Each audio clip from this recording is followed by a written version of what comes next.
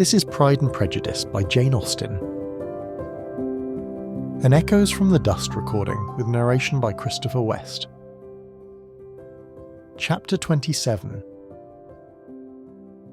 With no greater events than these in the Longbourn family, and otherwise diversified by little beyond the walks to Meryton, sometimes dirty and sometimes cold, did January and February pass away. March was to take Elizabeth to Hunsford. She had not at first thought very seriously of going thither, but Charlotte she soon found was depending on the plan, and she gradually learned to consider it herself with greater pleasure as well as greater certainty. Absence had increased her desire of seeing Charlotte again, and weakened her disgust of Mr. Collins. There was novelty in the scheme, and as, with such a mother and such uncompanionable sisters, home could not be faultless, a little change was not unwelcome for its own sake. The journey would, moreover, give her a peep at Jane, and in short, as the time drew near, she would have been very sorry for any delay.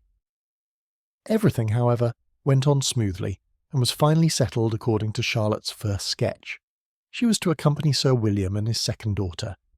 The improvement of spending a night in London was added in time, and the plan became as perfect as plan could be. The only pain was in leaving her father, who would certainly miss her, and who, when it came to the point, so little liked her going, that he told her to write to him, and almost promised to answer her letter. The farewell between herself and Mr. Wickham was perfectly friendly, on his side even more. His present pursuit could not make him forget that Elizabeth had been the first to excite and to deserve his attention, the first to listen and to pity, the first to be admired. And in his manner of bidding her adieu, wishing her every enjoyment, reminding her of what she was to expect in Lady Catherine de Bourgh, and trusting their opinion of her, their opinion of everybody, would always coincide, there was a solicitude, an interest, which she felt must ever attach her to him with a most sincere regard, and she parted from him convinced that, whether married or single, he must always be her model of the amiable and pleasing. Her fellow travellers the next day were not of a kind to make her think him less agreeable. Sir William Lucas and his daughter Maria, a good-humoured girl, but as empty-headed as himself, had nothing to say that could be worth hearing, and were listened to with about as much delight as the rattle of the chaise. Elizabeth loved absurdities, but she had known Sir William's too long. He could tell her nothing new of the wonders of his presentation and knighthood, and his civilities were worn out like his information. It was a journey of only 24 miles, and they began it so early as to be in Gracechurch Street by noon. As they drove to Mr. Gardiner's door, Jane was at a drawing-room window watching their arrival. When they entered the passage, she was there to welcome them, and Elizabeth, looking earnestly in her face, was pleased to see it healthful and lovely as ever. On the stairs were a troop of little boys and girls, whose eagerness for their cousin's appearance would not allow them to wait in the drawing-room, and whose shyness, as they had not seen her for a 12-month, prevented their coming lower. All was joy and kindness. The day passed most pleasantly away, the morning in bustle and shopping, and the evening at one of the theatres. Elizabeth then contrived to sit by her aunt. Their first subject was her sister, and she was more grieved than astonished to hear, in reply to her minute inquiries, that though Jane always struggled to support her spirits, there were periods of dejection. It was reasonable, however, to hope that they would not continue long. Mrs. Gardiner gave her the particulars also of Miss Bingley's visit in Gracechurch Street, and repeated conversations occurring at different times between Jane and herself, which proved that the former had, from her heart, given up the acquaintance. Mrs. Gardiner then rallied her niece on Wickham's desertion, and complimented her on bearing it so well. "But, my dear Elizabeth," she added, "what sort of girl is Miss King? I should be sorry to think our friend mercenary. Pray, my dear aunt, what is the difference in matrimonial affairs between the mercenary and the prudent motive? Where does discretion end and avarice begin? Last Christmas you were afraid of his marrying me because it would be imprudent, and now, because he is trying to get a girl with only £10,000, you want to find out that he's mercenary. If you will only tell me what sort of girl Miss King is, I shall know what to think. She's a very good kind of girl, I believe. I know no harm of her. But he paid her not the smallest attention till her grandfather's death made her mistress of this fortune? No, why should he? If it were not allowable for him to gain my affections because I had no money, what occasion could there be for making love to a girl whom he did not care about, and who was equally poor? But there seems indelicacy in directing his attentions towards her so soon after this event.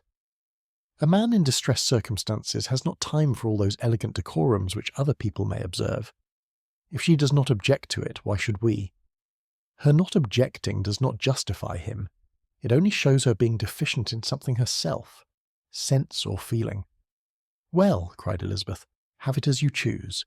He shall be mercenary, and she shall be foolish.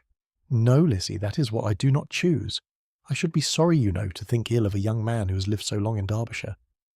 "Oh, if that is all, I have a very poor opinion of young men who live in Derbyshire, and their intimate friends who live in Hertfordshire are not much better. I'm sick of them all. Thank heaven! I'm going tomorrow where I shall find a man who has not one agreeable quality, who has neither manners nor sense to recommend him. Stupid men are the only ones worth knowing after all. Take care, Lizzie, that speech savours strongly of disappointment." Before they were separated by the conclusion of the play, she had the unexpected happiness of an invitation to accompany her uncle and aunt in a tour of pleasure which they proposed taking in the summer. "We have not quite determined how far it shall carry us," said Mrs. Gardiner, "but perhaps to the lakes." No scheme could have been more agreeable to Elizabeth, and her acceptance of the invitation was most ready and grateful. "My dear, dear aunt," she rapturously cried, "what delight! What felicity! You give me fresh life and vigour. Adieu to disappointment and spleen. What are men to rocks and mountains? Oh, what hours of transport we shall spend! And when we do return, it shall not be like other travellers, without being able to give one accurate idea of anything. We will know where we have gone, we will recollect what we have seen. Lakes, mountains, and rivers shall not be jumbled together in our imaginations. Nor, when we attempt to describe any particular scene, will we begin quarrelling about its relative situation. Let our first effusions be less insupportable than those of the generality of travellers." This is Pride and Prejudice by Jane Austen. An Echoes from the Dust recording with narration by Christopher West and music by Cody Martin. If you're enjoying this audiobook and would like to see more, please consider liking and subscribing, or explore our catalogue celebrating classical literature through unique, book-inspired retail items at echoesfromthedust.com, link in the description. Discover elegant gifts, decor, apparel and stationery, inspired by timeless works like Pride and Prejudice, perfect for book lovers, collectors, and anyone seeking to bring literary classics into modern life. Thank you.